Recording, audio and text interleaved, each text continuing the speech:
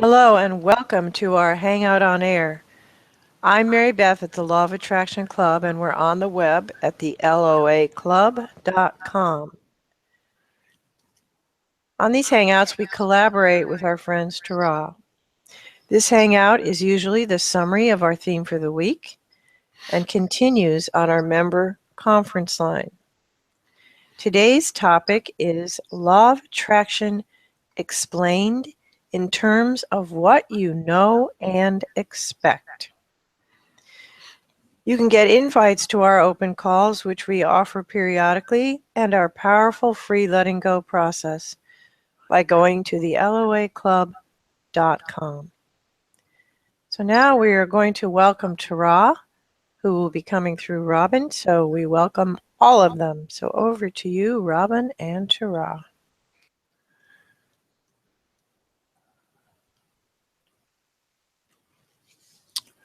So, what do you know about the law of attraction?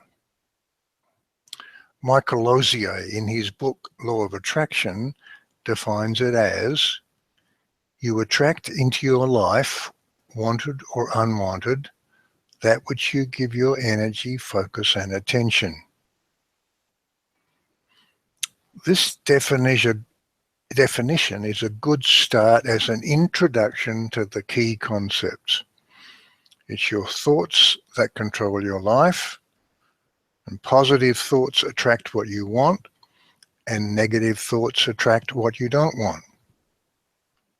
So far, so good. But now the question becomes, how powerful or absolute is this attractive force?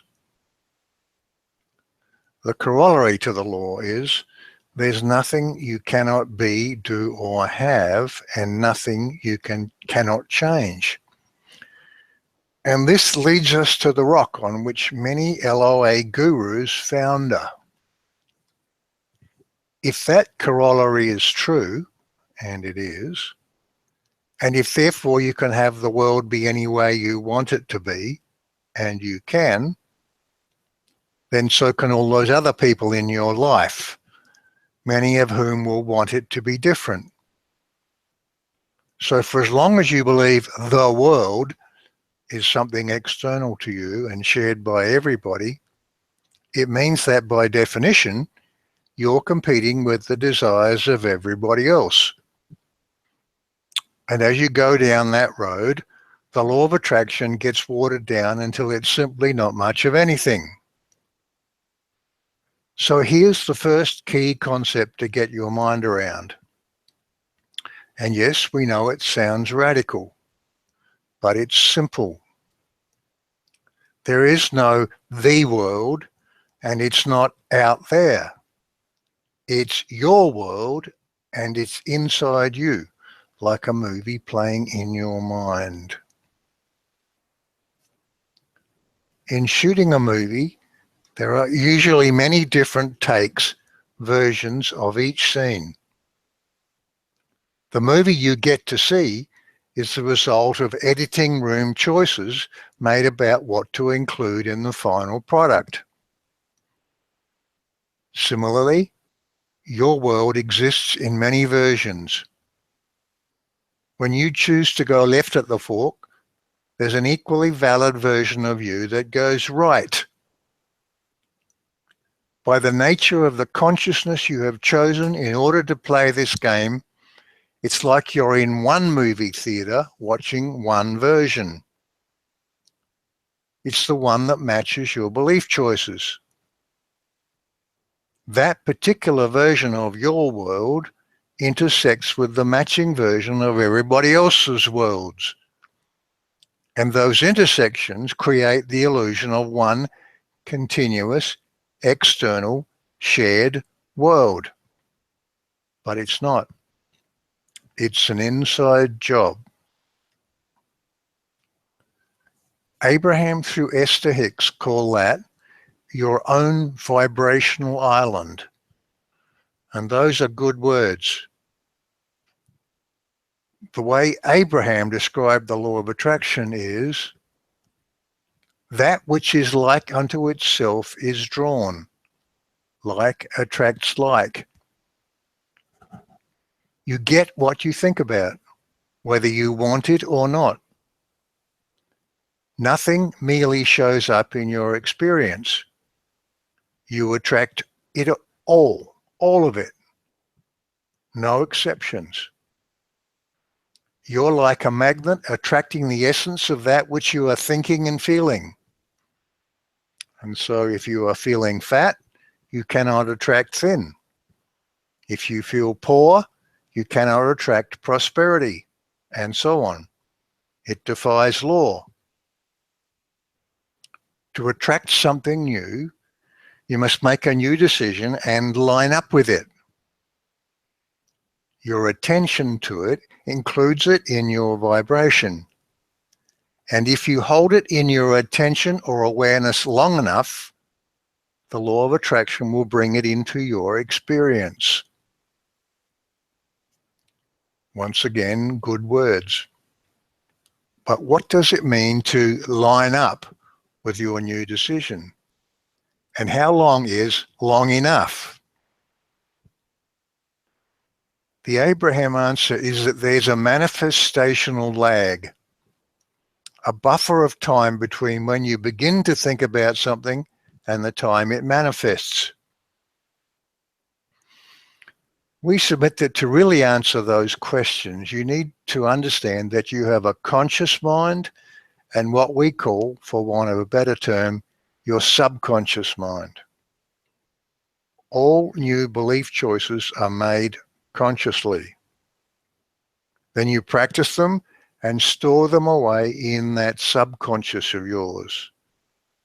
And they become part of the fabric of everything you just plain know. And mostly, you never consciously think about them again. This fabric forms what we call your subconscious tapestry of expectations. It defines everything about you and everything about your world.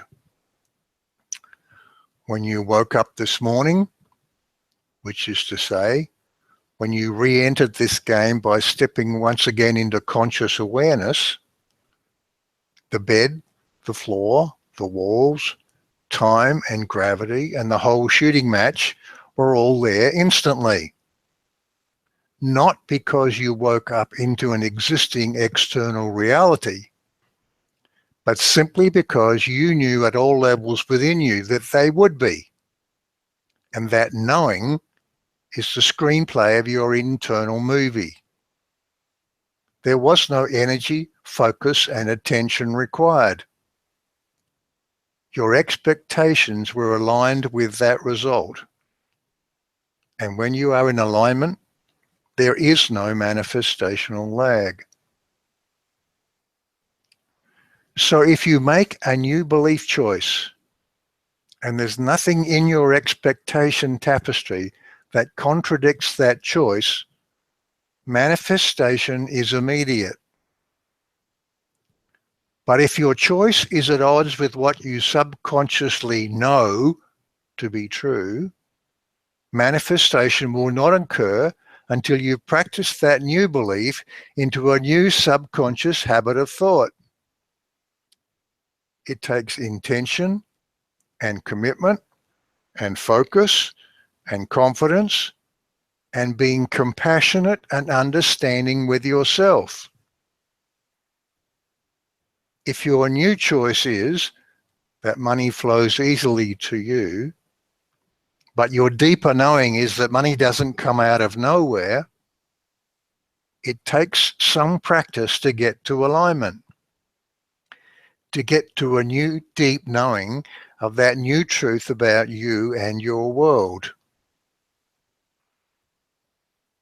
If you choose to believe the world is flat, you will live in a flat world. It's a choice. There's nothing absolute about that. If you choose to believe in astrology, then your life will be influenced by the planets. If you choose to believe in extraterrestrial visitors, then you will find evidence of those. and you will intersect with them and with others who believe as you do. If you choose to believe you will grow old and physically deteriorate and die, then you will. If you believe that physical action is necessary in order to be prosperous, or in order to ensure that evil doesn't overtake the world, or because you need to be in service to others, then you will be a physically busy person. It's a choice, but there's nothing absolute about any of that. What should you believe? Well, there is no right or wrong answer here. It's your game and you can play it any way you want to. We say, choose what feels good. The subject of channeling came up this week on our calls. We've gone into this subject on other occasions, but it's worth a few words here on whether channeling somehow always delivers what you should believe. The answer is no. You all channel, it's just that some do it consciously. And by the way, you can all do it consciously. And there's an excellent program available in the community to help you get to that place. It's not just a way of getting answers, it's an excellent personal support mechanism. We recommend it for everybody, but we digress. All channeling is a collaboration between the channeler and the channeled consciousness. And so the beliefs and vocabulary and understandings of the channeler will always color what comes through. You will hear people channeling who have beliefs like those listed above. It is part of their story. And so there will be elements of those beliefs in what you hear. As always, take what feels good. Ignore the rest. Having said that, from the earliest days of this community, it has been our particular mission to come from as storyless a place as possible. When you come from that place, there is no direction you cannot go. Let's talk about that place that's absolute for all beings across all universes. This is who you are at your essence. This is who we are at our essence. You're not a time-space physical being. You're a timeless, spaceless, shapeless, no limits, no boundaries thinking entity. You're an always connected extension of the collective consciousness of Source. You cannot choose to be other than that. But everything else is a choice. Your choices create you and the matching context that timelessly surrounds you. A new choice means a new you and a new context. That's how the law of attraction works. And here's the words we would use to describe that law. You attract into your experience, wanted or unwanted, moment by moment, unique to you, a version of you and your world that matches the sum of your conscious and subconscious belief choices and resultant expectations. Here are some more good words this week from Mike Dooley and the universe. The root of every, quote, evil, unquote, is looking to time and space for meaning, solutions, or identity, for friends, love and laughter, for wealth, health, and harmony. The source of all material things is spirit, which is molded by your thoughts and then, without judgment, impressed upon matter before your very eyes. Trying to get what you want by looking to time and space is like trying to change your reflection in the mirror without changing yourself. Instead, look within. Create images with your thoughts of your desired end results. We talked a little last week about what it means to know something. It goes like this. Everything you believe came from a conscious choice you once made. Everything you know is a belief choice you practiced into your mostly subconscious expectation tapestry. That tapestry defines the conscious you and the virtual reality. There's the physical you in your physical world. Making a change to that virtual reality means making a new and different belief choice and lining up with it. And that means unlearning what you know about that particular thing. And that means practicing and overriding that old belief with the new belief. From beliefs come expectations. An excellent question to ask yourself in relation to any subject is, what do I expect? And when you ask that, don't look just for a conscious thinking answer. Go deep. What do I really, really expect? When you're about to do your meditations, set the scene with, what is my intention here? And in relation to that intention, what do I expect? Or even better, go to the bucket process and ask, in which probability bucket am I holding this desired result? And then try moving it up a bucket or two. We understand that what you know has considerable momentum. We also know that focus and intention and confidence and treating yourself with compassion can always win the day. So if all of this rings your bells, grab it and run with it. Have confidence. Try changing a few things you know. Watch what happens. If you fail, come ask for help. Try something new. You can succeed. And we know that because we know who you are. You are one of us. You are God. Good.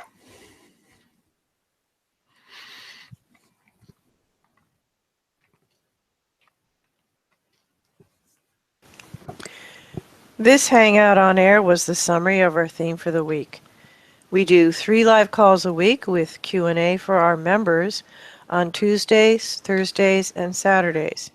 You can become a member by going to theallowayclub.com/join. So now our longer discussion continues with Q&A on our member conference line.